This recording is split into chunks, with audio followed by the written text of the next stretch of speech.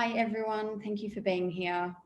I just wanted to take a moment to acknowledge that it is Mental Health Month in Australia, and that's why we're meeting here today to really acknowledge all those people and all of us who've had that lived experience of mental health, and taking this month to challenge the stigma against mental illness, but taking it one step further and challenging the stigma of psychedelics. And that's why we're here, and we will have a campaign every October going forward. So welcome. I also wanted to take this moment to acknowledge Kyle and Joe and just the exceptional amount of work you guys have done in the community. I think I've enrolled in potentially all of your courses. I've got another one coming up, the Psychedelics and Philosophy course, which I'm really excited about. And just the amount of personal work that you guys have done on yourself to be able to provide these services to the community. So is it okay if you guys just take a moment to introduce yourselves and maybe share with the audience some things about your background, your qualifications, give them a little bit of insight on what got you here, just a couple of minutes, and then we'll launch into the questions. Sure. I'll let you kick it off. I guess I'll start. And yeah, thanks for having us here. Really. Thank you. Really excited to be here. Thank you again. Yeah, so my name is Kyle Buller, one of the co-founders at Psychedelics Today. We're a psychedelic education and media company. We have a lot of online classes, bi-weekly podcast. My background is I got really interested in consciousness and psychedelics through a near-death experience that I had when I was 16, a really traumatic snowboarding accident, which led me to have a psychedelic experience and really kind of helped me to recontextualize some of the trauma that I went through. And I just became really fascinated about that whole process and the potential there. So started to dig into the research and found a very unique graduate program in transpersonal psychology. So was able to really do a lot of studying in psychedelic, literature and kind of develop my expertise in there, and started training in breathwork and shamanic practices. And then I also have a master's in clinical mental health counseling with an emphasis in somatic psychology. And Joe and I have been, we've been working on Psychedelics Today for over 4 years or so, 4.5 years, maybe going on. So yeah, excited to be here. Thanks again. Thank you, Kyle. And I am Joe Moore, also co-founder. I've been studying psychedelics since 2001. As soon as I started my philosophy undergrad, I was blown away and just really needed to read as much as I could. It took me a couple of years to enter the holotropic breathwork world, which is a drug-free way of accessing these psychedelic states. And just fell into a beautiful community with great mentors and friends, and spent about 15 years in a software career, wrapped that up in February, and now I'm in the psychedelic space full-time with Psychedelics Today, educating folks from all over the world and just pushing for this mental health revolution. And Alana, I don't know if I told you this, but I was at this Rotary International meeting here in Breckenridge, Colorado, where I live. And the head of Rotary International Australia was there and said that Rotary International is now shifting their focus from eradicating polio to eradicating mental health disorders. That's going to take them quite a while, but you've got a strong ally in Australia with them. Awesome to know. Thank you. I shall follow up. All right, so we'll launch into the first question. When I first began psychedelics, I guess I personally was very nervous about talking to my friends, to my colleagues. I've got a husband who's a detective. I've got family members in the police. I also have born again Christian parents. So everywhere I went, I was faced with fear and stigma. I'm curious, why do you think there is so much stigma against psychedelics still out there? I think it's because of the drug war and the US government pushing so much propaganda. The data was really strong in the early days, and there's no scientific reason for this drug war. It's purely political, and we're still dealing with that. Like, the amount of money we now have to spend to move out of this drug war stigma is endless. Like, sure, there were a few high profile cases, but they were politicized like crazy. So that to me is the real reason. I don't believe it was, psychiatrists worried about their income. I think it was purely political. What do you think, I also Kyle? think that there were also some religious aspects there when we think about, when the Spaniards came to South America, Europeans came to America, and they stumbled across indigenous tribes using, say, psilocybin mushrooms, right? It was always kind of viewed as the work of the devil and witchcraft. So I think there's also some of that stigma still tied up in it to some extent. Like, it's interesting when you look at a place like Jamaica where psilocybin hasn't been, made illegal, and when you look at it, it's we kept asking why did it never become illegal, and it's because of this association with witchcraft. It never became a problem, where people actually had to like put those rules out there. So I think there's also this religious kind of piece to it as well, dating back thousands of years. We call Right, it. like direct experience is a real big challenge to organizations. So like that's, comes from the olden days. We can thank the Church of Rome probably for the current Inquisition in a lot of ways. And this new book, The Immortality Creed by Ryan Morarescu, is really great and lays out a good argument for that. Yeah, I just listened to a podcast with Joe Rogan and him. So I encourage everyone to check that out. So that's really interesting. So do you still feel that there is stigma given when you first entered the field of psychedelics? Have you seen a shift across any of this? Are you seeing change? Absolutely. Yeah, I think there was a change. When I started to get really interested in this topic, probably around 2008, 2009, and just really sharing my healing experience, I felt like I had people were staring at me with like two heads. And when I started to really enroll in a program and really kind of get serious about studying this from an academic perspective, everybody kept saying, like, what are you going to do with that? There's no career here. Fast forward, it's really interesting. I just ran into a new neighbor that moved in down the street, and he's already so open about talking about psychedelics and has no idea that was my background. And so I keep running into people that I would not expect them to be interested, and they go, oh, have you heard this like study with microdosing, or have you heard the study about psychedelics being really helpful for mental health? And I finished my degree, my undergrad, in 2013 and started that in 2010. And just a shift from that time, I think it's been huge. Yeah, the transition from 2001 till now is unbelievable. I was just recently getting my teeth cleaned, and I had a long conversation with the dentist and his wife about psychedelics. And it was just really fascinating that I was having this while getting worked on. 2, 3, 4 years ago, if I started talking to a medical doctor about psychedelics, it was a very uncomfortable conversation for me, like almost to the point where they wanted to, call the cops on me. I'm not that much of a radical. I'm kind of a calm person, but and even my family now, like my immediate family is so supportive and is learning. They're listening to the podcast now. Aunts and uncles who were very conservative thought I was just a stoner or something, and now they're like, oh, he's been ahead of the curve for this long. That's crazy. So totally, like, we're seeing a very rapid transition. Yeah. And what's really helping with that is a lot of the research that's coming out, which helps to validate that there's therapeutic potential here. I love those examples, and towards the end of the presentation, I'll share some advocacy tips. And it is those informal discussions across a broad section of society that we need to have to be able to educate people about psychedelics at the dentist, at your local GP. So I think that's fantastic examples. Next question I want to ask you is something that comes up a lot with I guess conservative people who are very fearful of psychedelics, a lot of professionals still in mental health. That is it true that there's a risk of getting stuck in a bad trip and never coming out of it? Yeah, it's a really interesting question. And I think something that, that does come up is what's called hallucinogen persisting perceptual disorder, HPPD, or it might be perceptual persisting.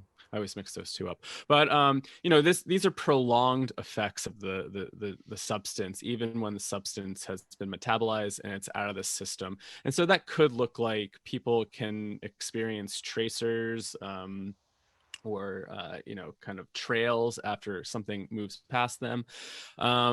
Personally, I had an experience with this that lasted 2 to 3 months.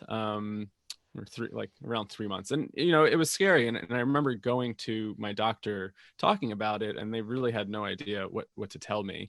And it was a really challenging process. And I think, you know, the risk there, it comes down to set and setting. The research suggests that HPPD is usually more prevalent amongst recreational LSD use, but that can really get cut down if it's done in a clinical capacity.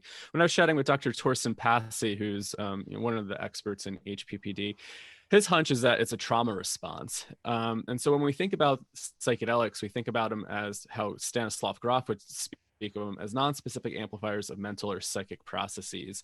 And so if you're in a set and setting where things are starting to emerge from the unconscious, from the psyche, maybe an old trauma, an old memory, and it's really hard to contain, and you're in an environment where it's really overstimulating, I think that can actually maybe cause a little bit of, you know, more trauma inside, and then those effects can really persist afterwards. And so, you know, that does happen to some extent. I think it is very rare. And, you know, I think with the good set and setting, you can really reduce that risk, but also people move through it. And sometimes people can view it as a very important part of their life. For me, I really viewed that as some sort of initiatory process. It's actually the experience that got me to enroll in school and to really study this. So even though it had a negative effect for a few months and it really kind of stirred a lot of stuff up in me, it actually activated a deep internal process that actually started to get me more interested academically to try to figure out what was going on here.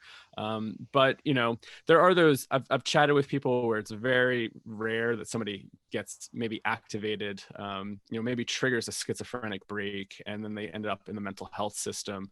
And I mean, then you can get into the nuanced conversation of how people are usually treated within psychiatric care. And, you know, does that sometimes worsen people?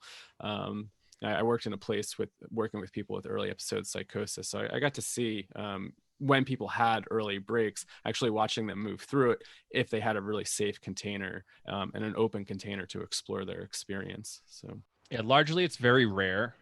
There are people working on treating it. We're kind of like exploring how would we treat that.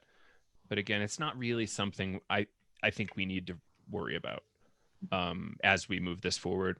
I don't think there's been a single case in the research in the resurgence of research. Yeah, I'm not aware of a case in the clinical context. And, you know, as Kyle mentioned, when you have the support to integrate, you know, those challenging experiences, they can often be very transformative. I work with a lot of people in the Mind Medicine's integration services around this, and so far I haven't come across anyone where it's persisted permanently. It has shifted, it has moved with the right support. Mm-hmm.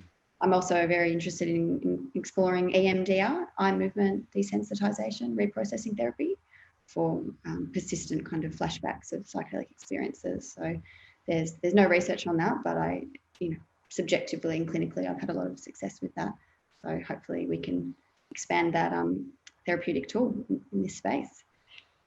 Okay, so I'm curious, do you think that language can contribute to stigma and isolation within the field of psychedelics? So for example, when people talk about spiritual and mystical experiences versus, you know, the language around peak experiences. So I guess your reflections with all the travel, all the people that you've mixed with, have you noticed that language can actually separate people or unite?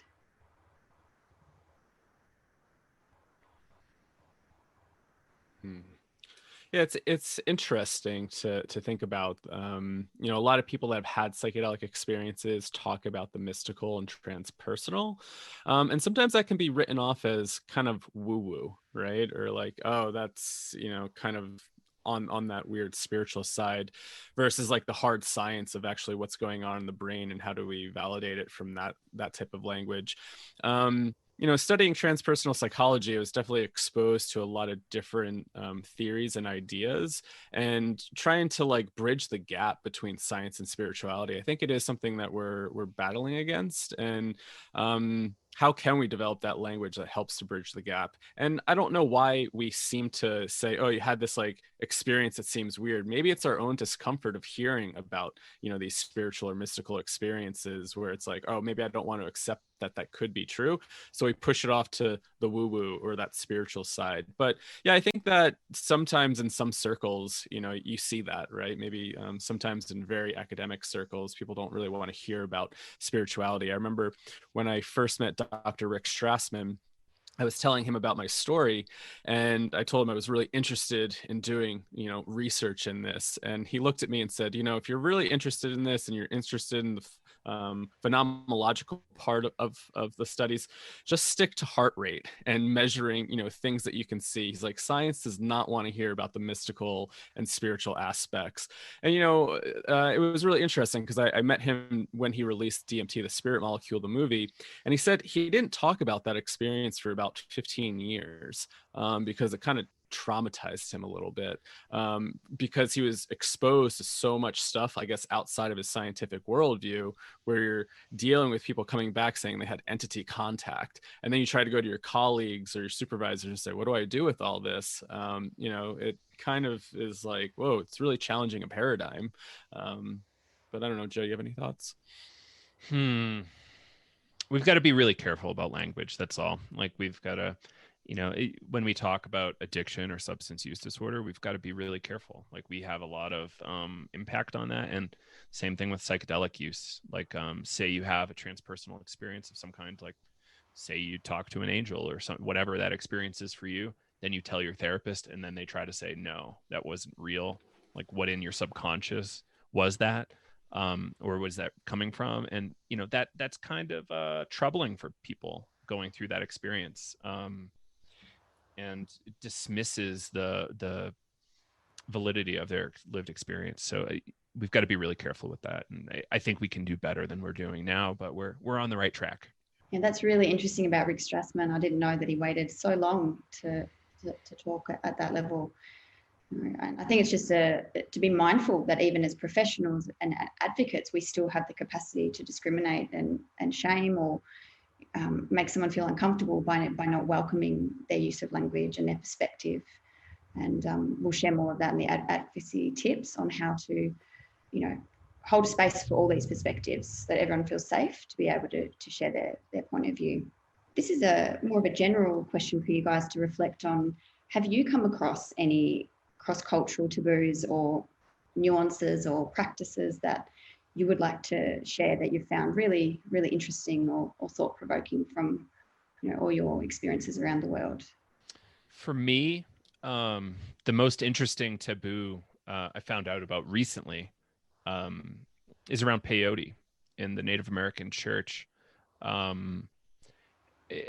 So I just got to talk to the head of the new kind of conservation initiative where they're going to be growing a lot more peyote for Native American church folks in Texas, I believe. And what's really interesting is that the diversity of belief is so incredible in those groups, but primarily, like, ancestors live in the peyote. The peyote is an ancestor. And when these things are grown internationally or not in a great container, some groups have a really strong reaction to that. Like, why are you imprisoning my ancestors? Why are my people, like, they consider it their people?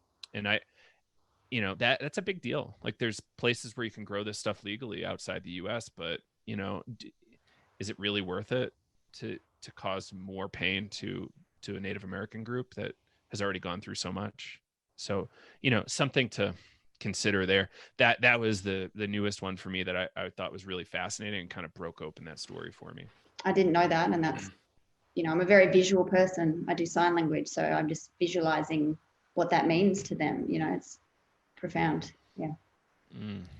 Yeah. I guess for me, yeah, it kind of comes back to maybe a lot of those like shamanic traditions and ritual. But I think something that I've learned with Psychedelics Today, and I think for me, this has been like a really challenging thing to kind of shift, is that, you know, I really got interested in a lot of this stuff through my own experience. And I always approached it with this spirituality framework, and kind of more of a psychological therapeutic framework. Like I always took these substances in the sense of like, I want to do deep inner work. I want to connect with myself on a deeper level.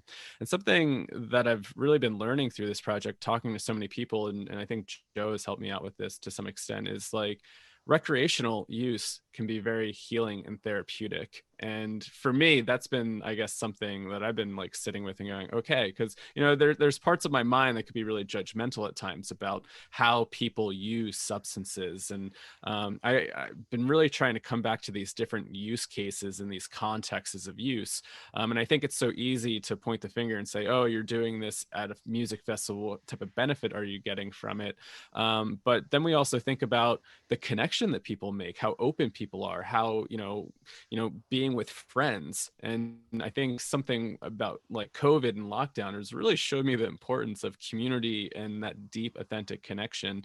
And if people are finding that to some extent in these recreational settings, why should that be taboo, right? I think on some level, it's really connecting you with others on a deeper way. There was somebody at we were part of a retreat one time, and they were having a psilocybin experience, and they were just walking around. And went to check in and said, how's it going? You know, is there anything that you want to work on? And they were like, you know what? I'm at the phase of my life where I just want to be happy and enjoy this experience and connect with others. And I was just like, wow, yeah, does this always have to be such deep, profound work? Can we actually kind of sit in what we would call, say, the golden shadow, right? Being able to feel pleasure and feel okay feeling pleasure and enjoying that. Sometimes I think that is kind of like a shadow aspect of, oh, you just want to feel good, that's why you want to do it. And it's like, well, have you ever let yourself feel good and accept that? That can be really important. Maybe that's something that you're pushing away. I know for myself, I have. Yeah, it's a complex debate, and obviously my medicine's focus is wholly clinical, but I run the psych services, which is in the integration space. So I work with lots of people, you know, who are using medicines for therapeutic purpose and also recreation. And you know, I think the main message is ultimately safety, isn't it? And that, and as you said, I guess there is that rights, freedom of consciousness, ideally, not in Australia, but in many other countries. Maybe I could ask, what is it like being in states or visiting countries where there is freedom for recreational or decriminalisation of medicines? Because, you know, obviously it's a very different climate in Australia.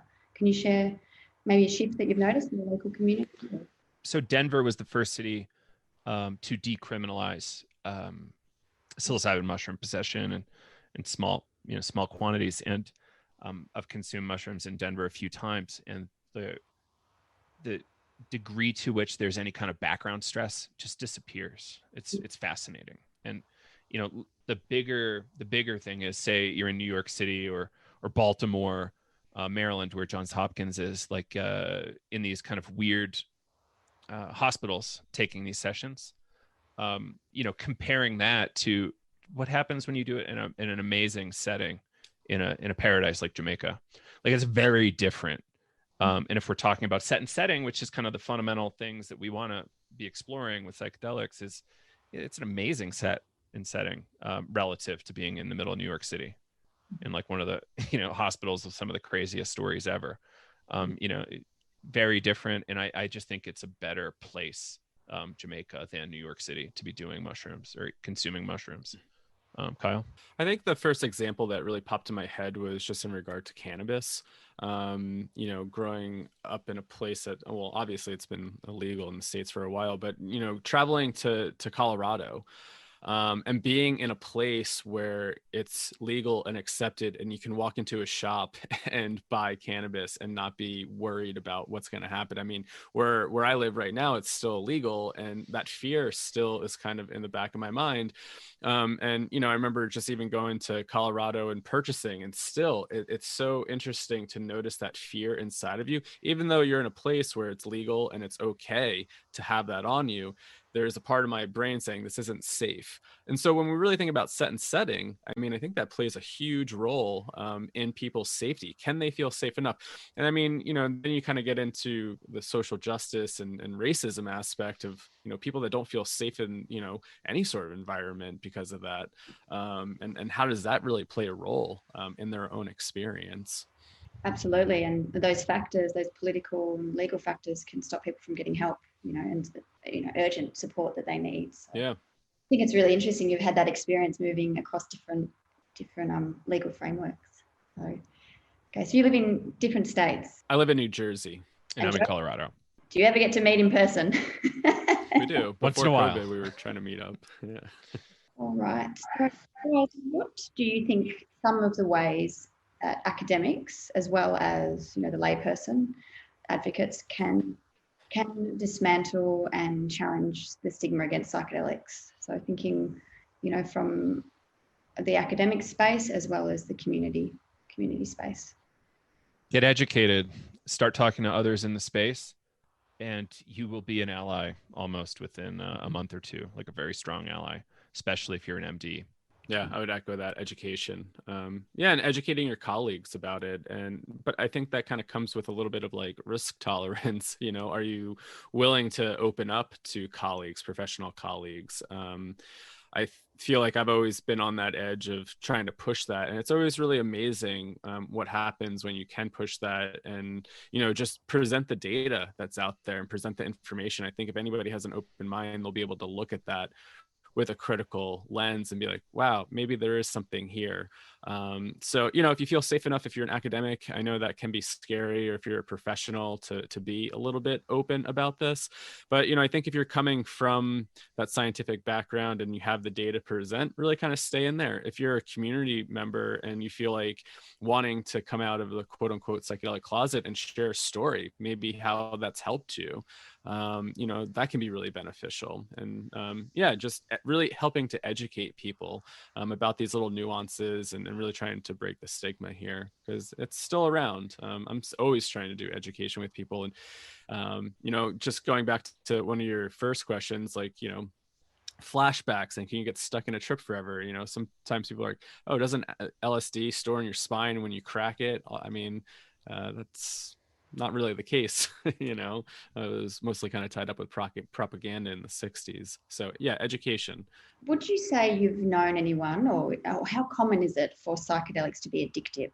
Because that's often one that comes up with me when I'm talking to parents or people in mental health, that they're worried about someone using psychedelics to get off drugs or off substances, and they see it as a spiral, whereas the data suggests it's not. But what's your experience? Have you known many people who've become addictive to psychedelics? So there's no physical addiction for the classical psychedelics, with, along the lines of LSD, mescaline, psilocybin, even MDMA. Like they have kind of a built-in failure where if you use them too much, they kind of stop working. That said, people can sometimes really enjoy the psychedelic experience more than they maybe should, in terms of like, let me go back to it every other day or every week or more. That can be a real problem. I've seen that maybe 3 times total since 2001. So pretty low. Only one friendship really blew up, so not that bad. But, so there is ketamine though, which is a dissociative anesthetic that is used as a psychedelic sometimes in psychotherapy in the States. I don't know what the legal status is down there for ketamine assisted psychotherapy, but it is the addictive psychedelic. That's kind of the catchphrase for it. So we have to be really careful with how we dose that out, and make sure people with substance use disorder don't get too much of it. In the age of COVID, there's a lot of telehealth ketamine assisted psychotherapy happening here.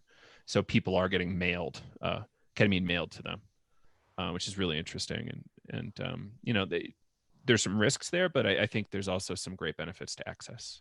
Kyle? Yeah, just as you pointed, most of these substances aren't physically addicting. I think the thing that would look like addiction is kind of getting caught up in the experience and wanting to go back, maybe having just so much bliss and really wanting to stay in that. And so I think that that's been a huge part of our goal with Psychedelics Today, is really talk about integration and talk about how do you get the most out of an experience so you're able to bring that back in your life and maybe feel that on a day-to-day,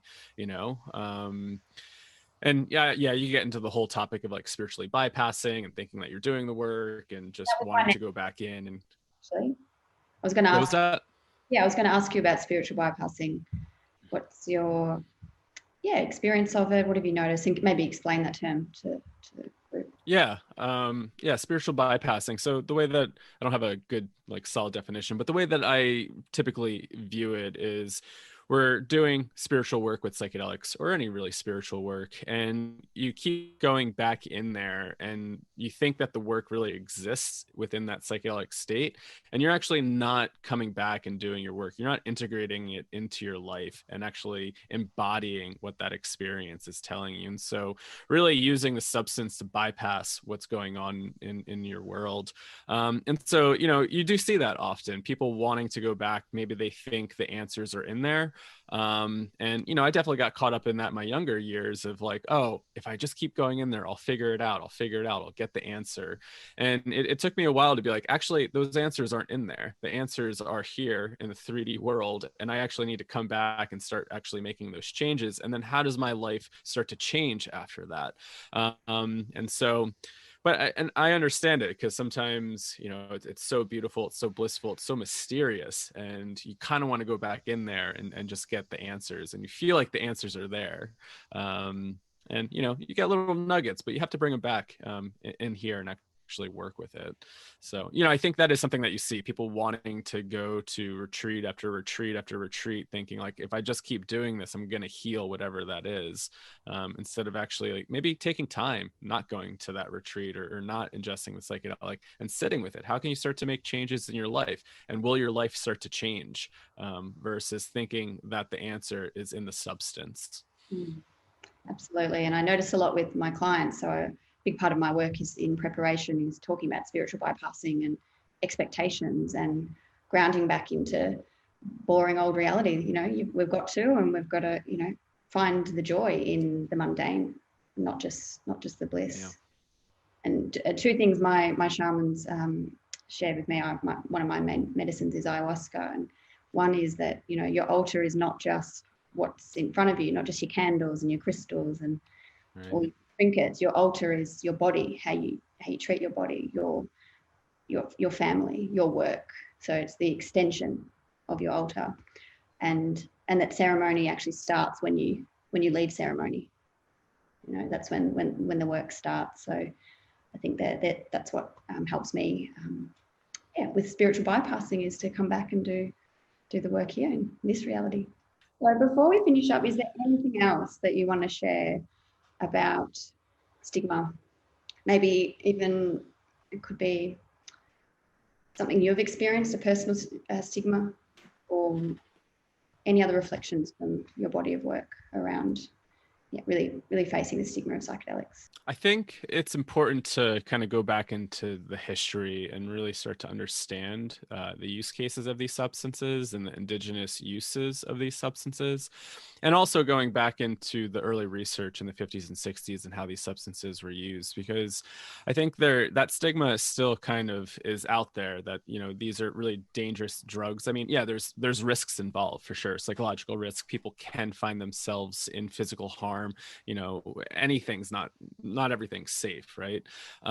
So, really just kind of doing your due diligence to understand where these substances came from, so you can really start to, I guess, challenge that yourself. I remember it's so interesting that I even got involved in all this work because I was so anti-drug in high school and didn't have, I started getting mad at friends for smoking pot. And I mean, I'm probably like the last person in my high school group to be an advocate of psychedelic medicines for healing, just because that was not part of my personality. But, once I started to confront it and actually start looking into the research and looking into the history and indigenous uses, it really made me kind of challenge what I was being fed, through DARE program or just through regular regular education or what other people are telling me. And obviously some of those other experiences that I had really helped me with that. But, you know, just really kind of get educated, and then just so you're able to kind of see what's going on there. And if you feel, you know, good, or you feel confident enough to share it, I think that's important for helping to break the taboo, because you don't know, maybe other people are out there that are actually really interested in this stuff and they don't know. Just got me thinking about when I was applying for an internship. I'm always on the edge of how much of my psychedelic stuff do I put in my CV or my resume. And there's a part of me that wants to be honest. And I remember when I went in for my internship interview, the person really grilled me on all these tough questions about psychedelics. And she said, you know, I have no interest in hiring you. And towards the end of the conversation, she's like, you know, I just saw your CV and it was really interesting. And I just really wanted to talk to you. And then she looked at me and said, I think this is the future of mental health. You know, I ended up getting the position because, you know, I was able to talk about it in a really respectful way. It wasn't like I was just, you know, coming from this hippy dippy worldview. And it was really interesting to challenge that and put that out there. And I guess walk that line to be able to push the edge a little bit and be like, hey, we need to redefine how we view these substances. And so, you know, if you feel good enough to do that, I challenge you to do that as well. We've got a lot of work to do. We've got to be brave when we feel safe enough to be brave. It's kind of a privilege to be brave. So, you know, not everybody can do it. So don't judge people too harshly if they choose not to. But people can make a lot of difference just by either sharing research on their social media or whatever it is. You know, just having conversations with family, because there's implications from everything from you know, postpartum depression to death and everything in between. You know, there's a lot going on here and a lot of good that we can do. Just got to really kind of push and, you know, take a stand, and it's probably good for now. Thanks, guys. That was awesome.